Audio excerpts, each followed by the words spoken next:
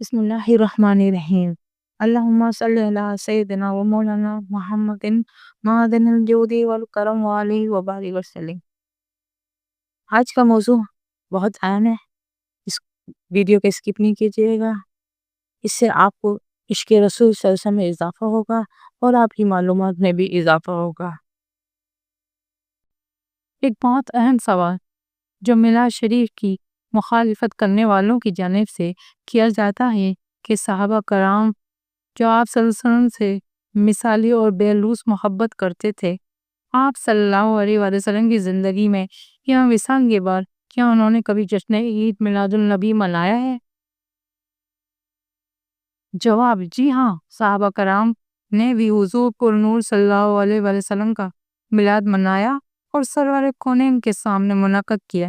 میرے رسول صلی اللہ علیہ وسلم نے منع کرنے کے بجائے خوشی کا اظہار فرمایا۔ حضرت سیدنا ابو بکر صدیق رضی اللہ عنہ کا ارشاد میلاد نبی صلی اللہ علیہ وسلم کے بارے میں۔ ترجمہ: حضرت سیدنا ابو صدیق اکبر نے فرمایا، جس نے میلاد مبارک پڑھنے پر 1 روپیہ خرچ کیا تو وہ جنت میں میرا رفیق ہوگا۔ نعمت الکبریٰ۔ حضرت سیدنا عمر فاروق رضی اللہ عنہ کا ارشاد ہے۔ ترجمہ: فرمایا، حضرت سیدنا عمر فاروق رضی اللہ عنہ نے جس نے میلاد نبی صلی اللہ علیہ وسلم کی تعظیم کی، بے شک اس نے اسلام کو زندہ کیا۔ حضرت سیدنا عثمان غنی رضی اللہ عنہ کا ارشاد ہے۔ ترجمہ: فرمایا، حضرت سیدنا عثمان غنی نے جس نے 1 روپیہ میلاد نبی صلی اللہ علیہ وسلم میں خرچ کیا تو گویا وہ جنگ بدر اور جنگ حنین میں حاضر ہو کر شریک جنگ ہوا۔ حضرت مولا علی علیہ السلام کا ارشاد ہے اور فرمایا، حضرت سیدنا مولا علی علیہ السلام نے کہ جس نے میلاد نبی صلی اللہ علیہ وسلم کی تعظیم کی اور وہ میلاد پاک پڑھنے کا سبب ہے تو وہ شخص دنیا سے ایمان کے ساتھ جائے گا اور جنت میں بے حساب داخل ہوگا۔ منکر میلاد کی موجودہ صورت اور عہد نبوی صلی اللہ علیہ وسلم۔ منکر میلاد مصطفیٰ اور جشن میلاد النبی صلی اللہ علیہ وسلم کو تنگ نظر اور بے عقیدہ لوگ صدیوں سے صرف اس لیے تنقید کا نشانہ بنا رہے ہیں کہ بقول ان کی یہ بات کی پیداواری، اس لیے یہ بدعت ہے اور بدعت بھی ایسی جو دلال ہے اس کا سبب اور اس کا مرتکب جہنم کا ایندھن ہے۔ معاذ اللہ ثم معاذ اللہ۔ میلاد مصطفیٰ صلی اللہ علیہ وسلم کی موجودہ صورتوں کی اصل خود عہد رسالت صلی اللہ علیہ وسلم سے ملتی ہے۔ ہر دور میں ہر چیز کی شکل و صورت اور ہیبت تبدیل ہوتی رہتی ہے اور حالات کے مطابق اس چیز کو ادا کیا جاتا ہے۔ جیسے جیسے زمانہ ترقی کرتا جاتا ہے ویسے ویسے سہولیات سے استفادہ ہوتا رہتا ہے۔ سفر کو ہی لے لیں، پہلے جو سفر اونٹوں گھوڑوں اور پیدل مہینوں میں طے کیا جاتا تھا اور وہ چند دنوں میں بلکہ چند گھنٹوں پر رہ گیا ہے کہ رفتار سواریاں، ہوائی جہاز اور دوسرے وسائل میں تمام دنیا کو سمیٹ کر رکھ گئے ہیں۔ انسان دنوں میں پوری دنیا کی سیر کر سکتا ہے۔ اب اگر کوئی ہے کہ چونکہ یہ جہاز زمانہ نبوت اور خلافت راشدہ میں نہیں تھے، اس لیے ان پر حج و عمرہ وغیرہ کے لیے سفر کرنا بدعت ہے اور ان کا مکہ مدینہ جانے والوں کا حج و عمرہ اور دیگر عبادات قابل قبول نہیں تو لوگ ایسے شخص کو مجنون اور دیوانہ ہی کہیں گے۔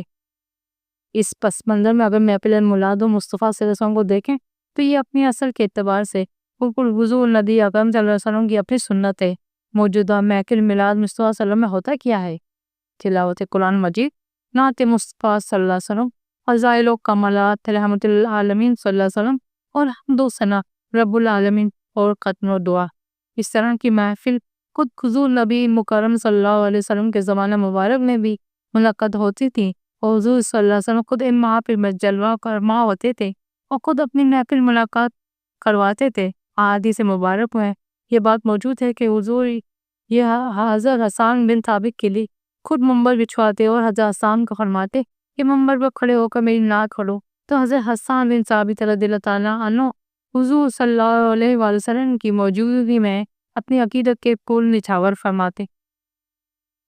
آپ کے کچھ اشعار یہ ہیں، یعنی اے محبوب صلی اللہ علیہ وسلم، چشم فلک نے کہیں بھی کبھی بھی آپ سے زیادہ حسین و خوبصورت نہیں دیکھا اور نہ کسی عورت نے کسی زمانے میں آپ صلی اللہ علیہ وسلم سے زیادہ حسین و جمیل بچہ جنائی، اور یا رسول اللہ صلی اللہ علیہ وسلم، پیدا کرنے والے نے آپ کو ہر نقص و عیب سے پاک و مبرہ فرمایا ہے۔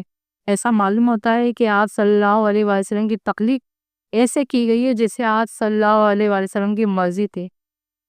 پیارے مصطفیٰ صلی اللہ علیہ وسلم نے اپنے اس عاشق صادق کے کلام تو سننے وہ خوب محفوظ ہوتے اور حضرت حسان کے لیے دعا فرماتے۔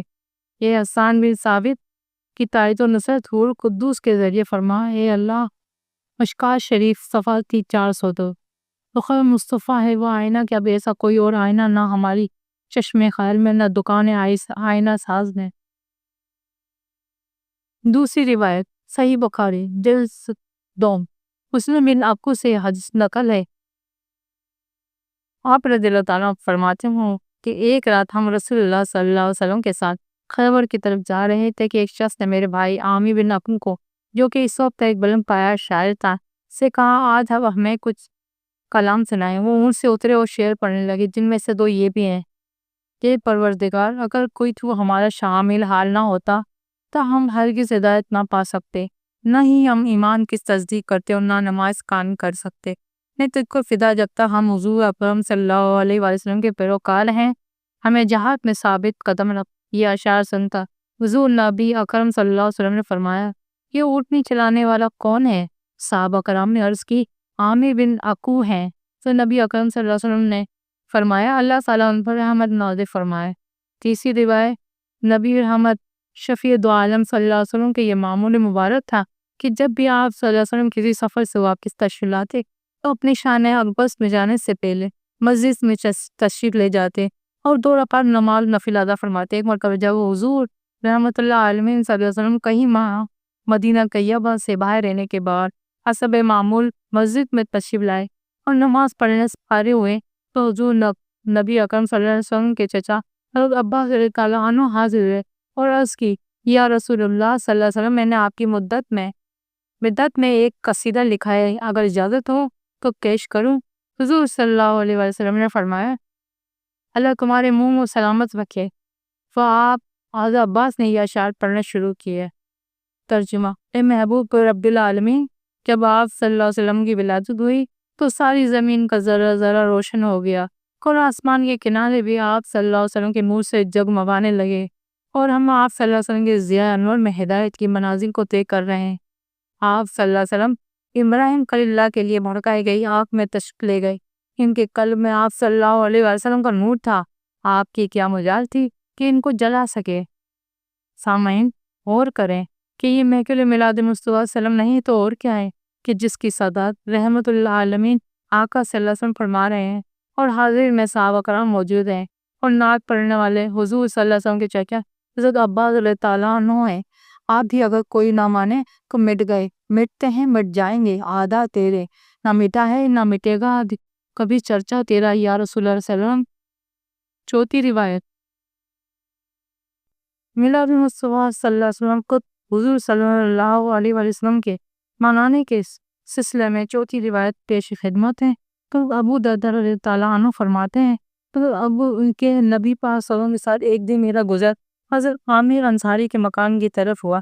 ہم نے دیکھا کہ وہ اپنے کنبے والوں، اپنے بیٹوں کو میلاد مصطفیٰ صلی اللہ علیہ وسلم کے واقعہ سنا رہے تھے، کہہ رہے تھے یہی دن تھا، پیر کا دن۔ آپ صلی اللہ علیہ وسلم یہ دیکھ کر فرمایا، بے شک اللہ تعالیٰ نے تمہاری رحمت کے دروازے کھول دیے ہیں، اور سب فرشتے تمہارے لیے بخشش کی دعا مانگتے ہیں۔ جو شخص بھی تمہارے جیسا کام ذکر ولادت کرے گا، اسے تمہارے جیسا اجر و ثواب ملے گا۔ آپ نے دیکھا کہ یہ ہمارے نبی پاک صلی اللہ علیہ وسلم کے سامنے آپ کی ولادت کا ذکر ہوتا رہا تھا۔ آپ صلی اللہ علیہ وسلم نے یہ نہیں کہا کہ تم شرک کو بدعت کرو، بلکہ آپ صلی اللہ علیہ وسلم نے اس عمل کو خوشی کا اظہار فرمایا اور اللہ تعالیٰ کی رحمت و بخشش کی بھی نبی سنائی، اور صرف یہ اجر حضرت عامر انصاری رضی اللہ عنہ کے لیے ہی مقصود نہیں فرما دیا، بلکہ اس خوشی قسمت انسان کو اس اجر کا مستحق قرار دیا جو ذکر میلاد مصطفیٰ صلی اللہ علیہ وسلم کرے۔ عید میلاد النبی کو صلی اللہ علیہ وسلم میں خوب خوشیاں کیجیے، رحمت و بخشش کے دن بخشش کا سامان کیجیے۔ صاف ایک قرآن میں فرمان حق اور یفرحو، کوئی کچھ کہتا رہے، تعمیل فرمان کیجیے۔ پانچویں روایت حضرت ابن عباس رضی اللہ عنہ فرماتے ہیں، حضرت عبداللہ ابن عباس رضی اللہ عنہ ایک دن لوگوں کے سامنے اپنے گھر میں حضور نبی پاک صلی اللہ علیہ وسلم کی ولادت کے واقعات بیان فرما رہے تھے، اور اظہار مسرت و خوشی کر کے اللہ تعالیٰ کی حمد و ثنا پیارے مصطفیٰ صلی اللہ علیہ وسلم پر درود و سلام بھیج رہے تھے۔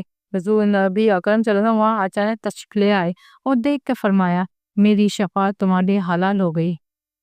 سامعین، دیکھا آپ نے کہ میلاد مصطفیٰ صلی اللہ علیہ وسلم منانے کی اصل زمانہ پاک رسول صلی اللہ علیہ وسلم میں موجود ہے، اور صحابہ کرام رضوان اللہ اجمعین نے ذکر میلاد خود منایا اور حضور صلی اللہ علیہ وسلم کے سامنے منایا۔ حضور صلی اللہ علیہ وسلم نے کچھ سنا اور یہ نہیں کہا کہ تم بدعت کر رہے ہو، اور بدعت بھی ایسی جو ضلالت ہو، ضلالت کی وجہ سے پھر نار ہو جاؤ گی، نعوذ باللہ۔ نہیں، اور یہ آپ صلی اللہ علیہ وسلم نے کہیں پر فرمایا، اے نعت مصطفیٰ صلی اللہ علیہ وسلم پڑھنے والے، اللہ تعالیٰ تمہارے منہ کو سلامت ہو کے کہیں فرمائے، اے میلاد مصطفیٰ صلی اللہ علیہ وسلم منانے والا، اللہ کی رحمت کے دروازے تم پر کھل جائے اور سب فرشتے تمہارے رحمت و بخشش کی دعا مانگے۔ کہیں فرمائے، اے نعت رسول صلی اللہ علیہ وسلم پڑھنے والے، اللہ تیری جبرائیل امین سے مدد فرمایا۔ کہیں میلاد مصطفیٰ صلی اللہ علیہ وسلم منعقد کرنے پر فرمایا، تمہارے لیے میری شفاعت حلال ہو گئی۔ اور یہ تمام واقعہ انعامات و کرامات صرف ان لوگوں کے لیے مخصوص نہیں فرما دیے جو عہد نبی صلی اللہ علیہ وسلم میں میلاد نبی صلی اللہ علیہ وسلم کے جلوس منعقد فرماتے تھے، بلکہ ہر اس شخص کو اس کا حقدار فرما دیا جو رہتی دنیا تک یہ عمل کرتا رہے۔ خوشی کا جلوس اور عہد نبی صلی اللہ علیہ وسلم۔ جیسا عید میلاد نبی صلی اللہ علیہ وسلم میں صحابہ کرام نے حضور نبی سے پاک صلی اللہ علیہ وسلم کے سامنے خود منعقد کیا، اب ہم یہاں پر یہ بیان فرماتے ہیں کہ جو میلاد مصطفیٰ صلی اللہ علیہ وسلم کی خوشی میں جلوس نکالتے ہیں کہ یہ بھی عہد نبی میں تھا، اگر تھا تو کیا حضور رحمت العالمین صلی اللہ علیہ وسلم نے اسے ناجائز تو قرار نہیں دیا؟ مسلم شریف میں باب الہجرت میں رسول اللہ صلی اللہ علیہ وسلم کے مدینہ میں ہجرت فرما کر جانے کے واقعے میں لکھا ہے کہ جب اہل مدینہ کو پیارے مصطفیٰ صلی اللہ علیہ وسلم کی مدینہ کی طرف روانگی کی اطلاع ملی تو مدینہ کے اہل ایمان، جوان، بوڑھے، بچے سب جلوس کی شکل میں صبح شہر کے بیرون راستے پر پہنچ جاتے اور پیارے مصطفیٰ صلی اللہ علیہ وسلم کی آمد کا انتظار شروع کر دیتے اور شام تک راستے میں بیٹھے انتظار کرتے رہتے اور شام کے بعد واپس لوٹ آتے۔ اہل مدینہ کا یہ روزانہ کا معمول تھا، اور جب شفیع دو عالم رحمت اللہ عالمین صلی اللہ علیہ وسلم نے مدینے کو شرف میزبانی بخشا تو ہر فرد خوشی سے جھوم اٹھا، بچے، جوان، بوڑھے، ہر کوئی آمد مصطفیٰ صلی اللہ علیہ وسلم کی خوشی میں سرشار تھا۔ سب کے سب جلوس کی صورت میں استقبال کرنے کے لیے جمع ہیں۔ عورتیں، بچیاں اپنے اپنے گھروں کی چھتوں پر دب بجا بجا کر اپنی خوشی کا اظہار کر رہی تھی اور حضور اکرم صلی اللہ علیہ وسلم کو خوش آمدید کہہ رہی تھی۔ اس مدینہ منورہ میں ایسا شاندار اور پرجوش جلوس تھا کہ عہد حاضر میں اس کا تصور نہیں کیا جا سکتا۔